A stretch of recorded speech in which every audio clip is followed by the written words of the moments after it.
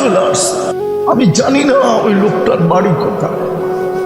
বেনালা রাস্তায় একটা কার্টন নিয়ে যাইতেছে, পুলিশ চেকিং এ ধরছে। বলছে তোর কার্টনে কি আছে? বলছে স্যার খুলে। আপনি আমাকে 10টা থাপ্পড় মারেন, আমার কার্টন খুলেন। যখন বলছে খুলেন না, তো সন্দেহ আরো বাড়তেছিল। বলছে কেন খুলবো না, আমরা চেকিং, আমাদের বড় অফিসার এখানে। খুলতে যায়, ও বুকে নিয়ে চাইপা ধরে বলছে আমাকে থাপ্পড়ান, মারেন, ও খুলেন না। সর্বশেষ খুলছে, তো দেখতেছে ওটার ভিতরে একটা আনারস অর্ধেক পচা। আমি ফল জোগাইতে পারতেছিলাম না। আজকে আমি 200 টাকা কামাইছি, আমি 100 টাকা দিয়ে এই পচা ফলগুলা কিনে নিয়ে আসছি। ওলামা বলে আমাকে, আপনি পত্রিকা বলেন? আমি তো কিতাবের ভিতর থেকে ডুব দিয়ে বাহির করি, আমি তো ফেসবুকে লিখি না। ফেরেশতারা বলবে আল্লাহ মাল দেন নাই, ওদের দিলে জ্বালা হয়ে গেছে। পুলিশ অফিসার ওই বেটাকে টাকা দিছে, পুরো চোখ দিয়ে পানি চলে আসছে। আমিও দেখতেছিলাম, আমার এখনো পানি আসছে। তখন আমি কাঁদতেছিলাম। আমি নিজেকে এখনো মুজরিম মনে করতেছি, যে আমি বড় মুজরিম। হায়, আমি এরকম লোকদেরকে খুঁজি না কেন? যদিও পুরা পারবো না, কিন্তু অল্প হইলেও তো পারবো। আল্লাহ আমাকে অ্যাবিলিটি দিছে, আমি অল্প হইলেও তো পারবো। আমি এই ধরনের লোকগুলাকে খুঁজি না কেন? ওই ভেনালা আমাকে কাঁদায় দিছে। যখনই মনে ওঠে আমার চোখে পানি চলে আসে। আমি মনে করি আমি বড় মুজরিম। আমার সমাজে এরকমও লোক আছে। হায়, টাকাওয়ালারা টাকা দিয়া কি করবে?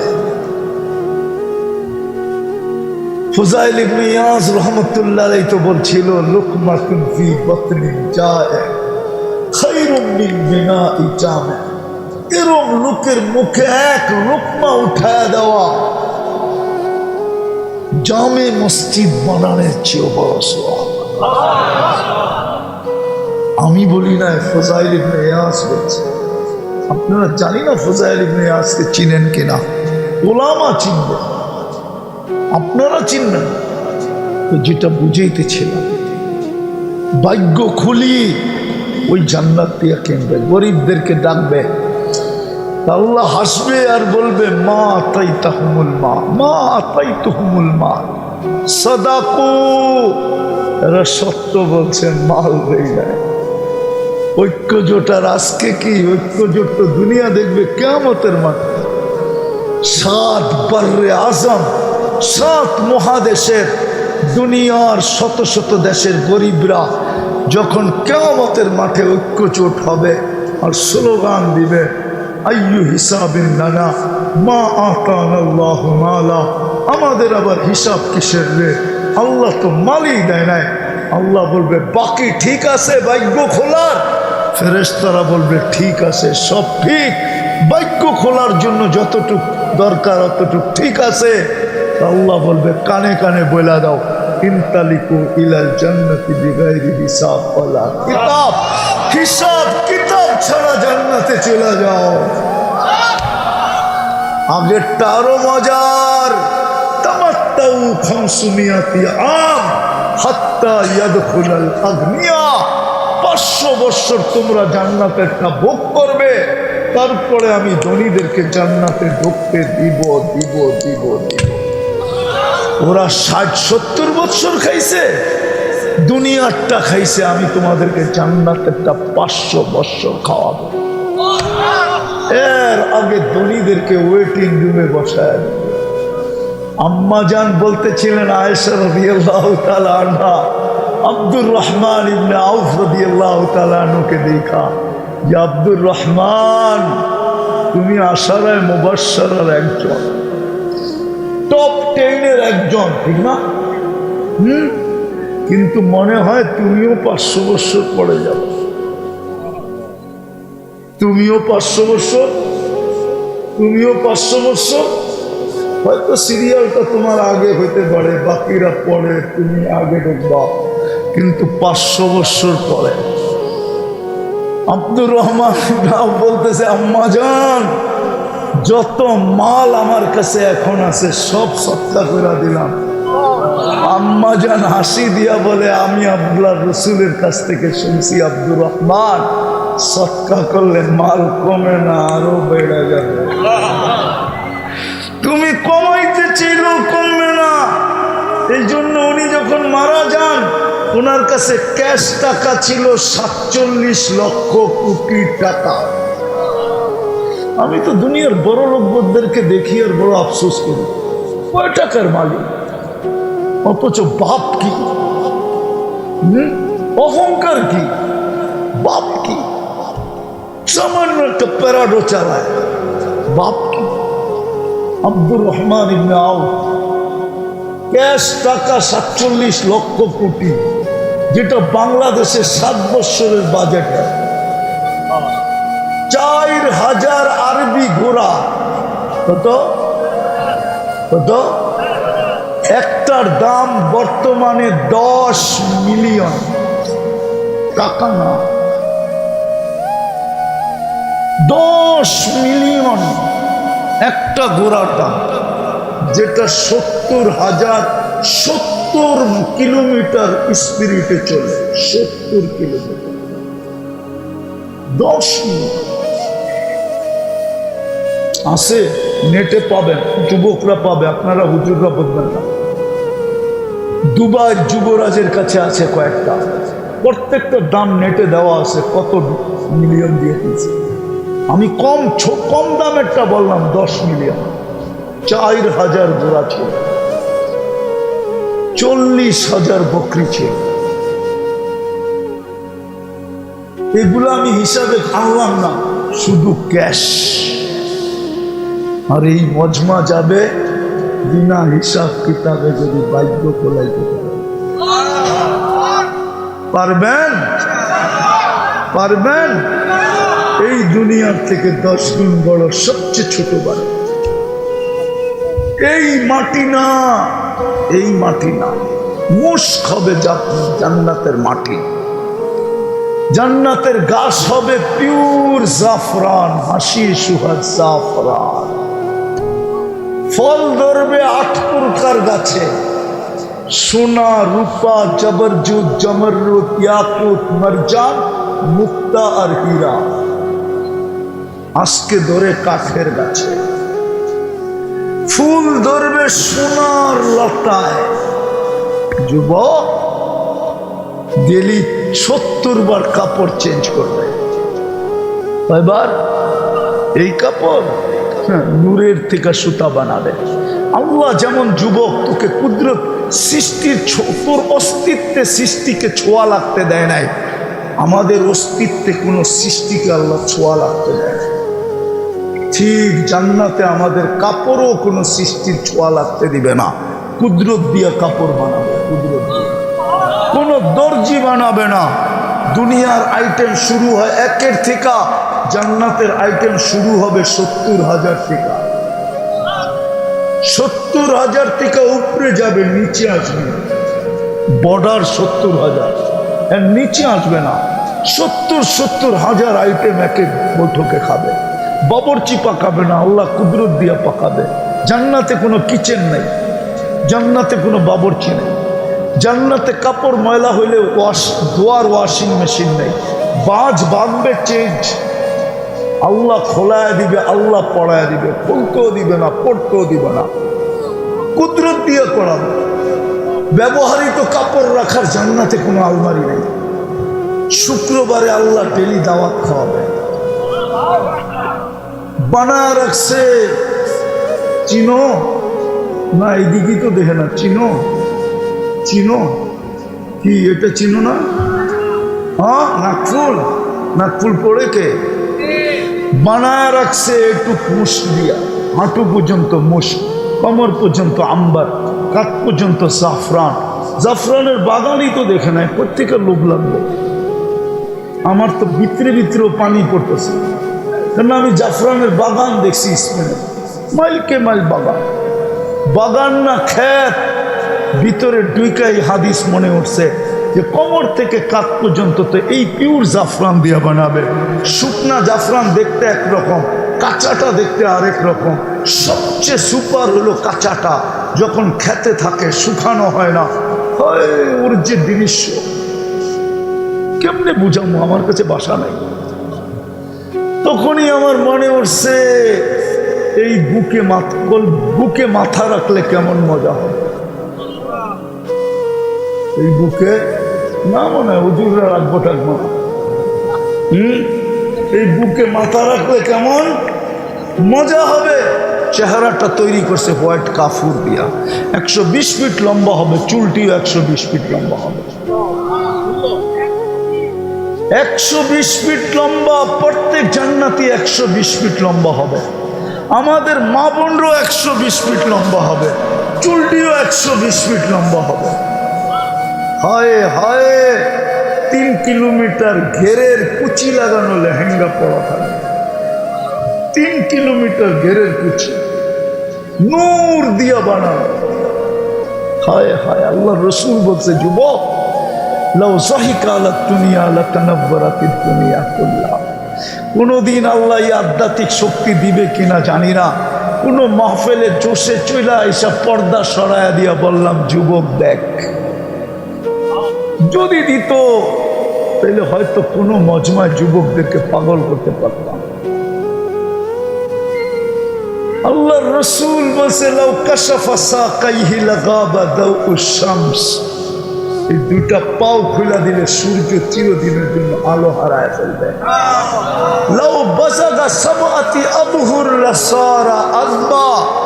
7 সমুদ্রে থুতু দিলে পানিগুলা মধুর মতো মিষ্টি হয়ে যাবে। এইবার বলো যুবক, ওই ঠোঁটে চুমা দিলে কেমন হবে? মনে হয় দিব না। সুবহানাল্লাহ যখন কয় না দিব করতে, মনে হয় দিব না, চুমা বুজুর্গ হয়ে যাব, ঠিক না? আজকে মোবাইলে টাচ করে চুমা দিতে পারো, আর ওই ঠোঁট পাইলে ছাড়বা, ঠিক না? এই বুজুর্গ করে দেখো, 40 বছর আগে ঠোঁট ছাড়বো না। 40 বছর কয় বছর? কয় বছর আগে ছাড়বে না? 40 বছর 40 সেকেন্ড মনে হবে।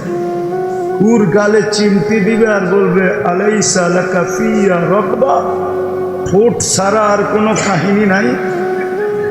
ঠোঁট লই 40 বছর চল কামরায়, বেউকুফ।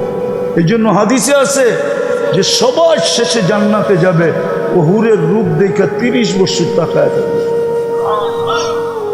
আজকে যদি ভাগ্য খোলাইতে পারে তাহলে ওই জান্নাত।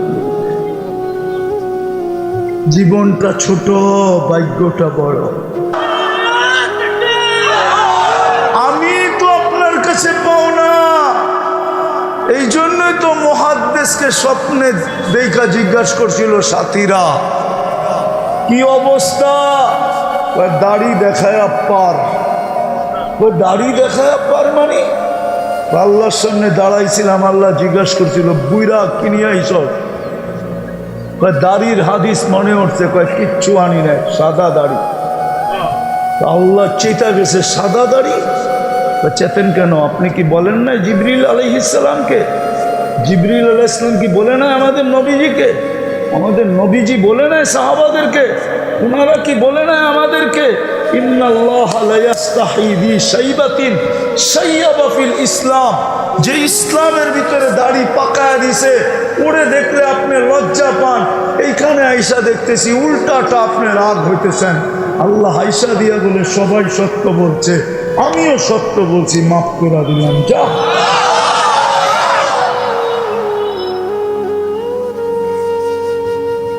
ওই উম্মত ভাগ্য খোলাইতে বেশি লাগবে না, খালি একটা কাম করেন। পারবেন?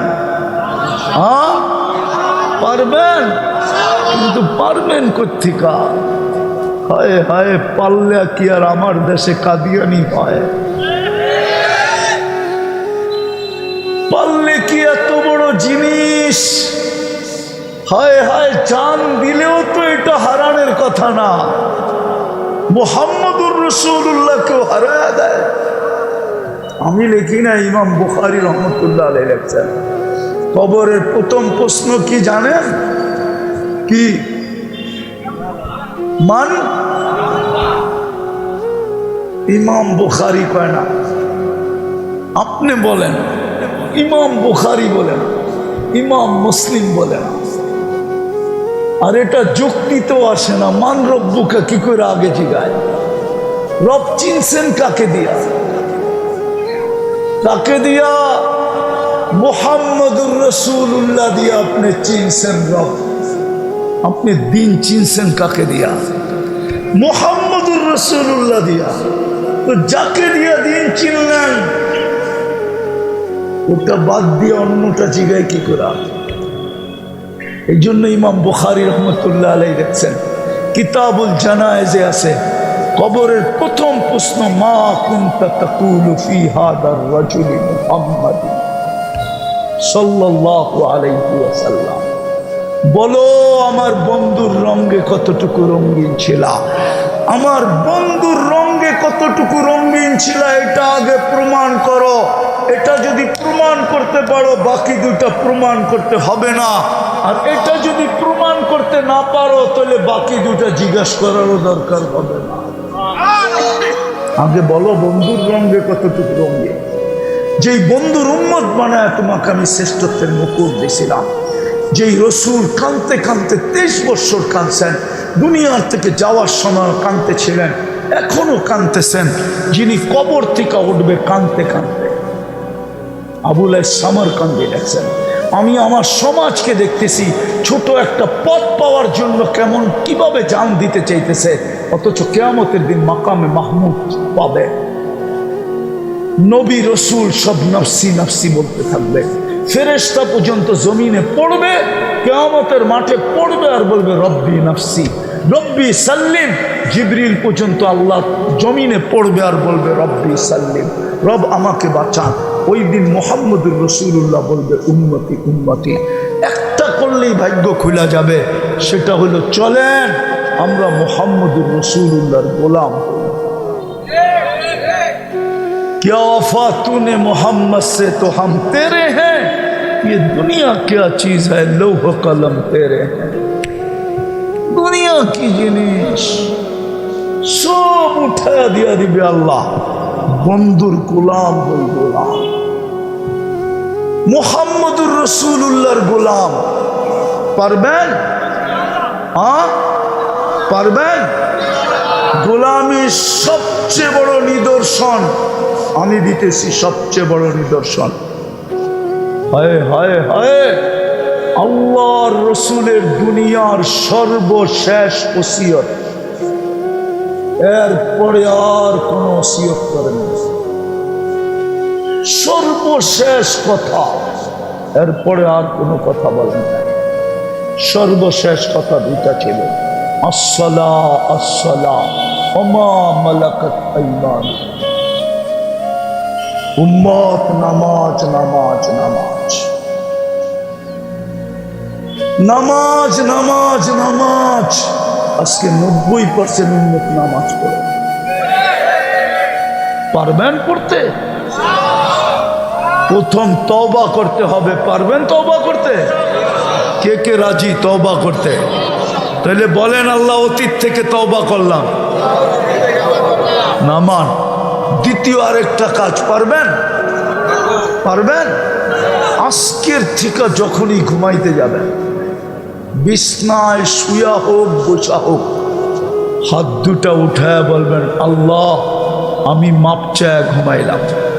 বলেন আমার সাথে, আল্লাহ আমি মাপ চায়া ঘুমাইলাম। নাইলে ওই আল্লাহওয়ালার কথা সত্য হবে। আল্লাহওয়ালা নিজের থেকে বলেন নাই, কোরআন হাদিসের জিস্ট বাহির করে বলছেন। জনসমুদ্র দেখা আল্লাহওয়ালা কাঁদতে ছিল কোনো স্টেশনে বসা, যুবক দেখে ডেলি এইখানে বসা কাঁদে। একদিন যে জিজ্ঞাসা করছে, বাবা তুই ডেলি এইখানে বসা কাঁদিস কেন? তোর কাউকে কাছে তো হাত পাততেও দেখি না, তোর কি কোনো প্রয়োজন বল না, আমি পুরা করতে পারি কিনা দেখি। তো বলে, যুবক আমার কোনো প্রয়োজন নাই। বলছে, কেন কাঁদিস? তাইলে তুই ডেলি এখানে বসা। বলে, এই জনসমুদ্র উঠতে আর নামতে দেখতেছি, কিন্তু একজনও দেখি না হাত দুটা উঠায়া মাপ চায়, অথচ 24 ঘন্টা আল্লাহ মাফ করার জন্য ডাকতে থাকে। একজনকেও দেখি। বলছে, যুবক আরেকটা তোকে বলবো, কবরস্থানে যখন যাই, যায়া দেখি প্রত্যেক অধিকাংশ কবরের ভিতরে 24 ঘন্টা মাপ চাইতেছে, আল্লাহ এক মুহূর্তের জন্য তাকায়া দেখে না। এই জন্য বলি, ডেলি মাপ চায় ঘুমান। পারবেন? পারবেন? কয়দিন পারবেন? যুবক 6 মাস কন্টিনিউ করে দেখ। আমার বিশ্বাস 6 মাস যাবে না, তুমি আমাকে খুঁজবে যে হুজুর শিখাইলেন কি, আমি করতে থাকলাম কি, আল্লাহ দেখাইতেছে কি। আমি এত জোর দিয়ে কোনোদিন বলতাম না, যদি আমি ফোন না পাইতাম। আমি সপ্তাহে না পাইলেও মাসে ফোন পাই। বলে, হুজুর আপনাকে না বললে মনটা ঠান্ডা হবে না, শিখাইলেন কি, করতেছি কি, চোখে দেখতেছি। আল্লাহ দেখাবে যুবক, তোকে আল্লাহ দেখাবে। পারবেন? কঠিন, এটা কঠিন। উঁচু করতে হবে না, পয়সা হোক শুয়া হোক, হাত দুটা উঠায় বলেন, আল্লাহ মাপ চাইলাম। মাপ চায় ঘুমাইলাম। আর সর্বশেষ 5 ওয়াক্ত নামাজ। পারবেন? পারবেন?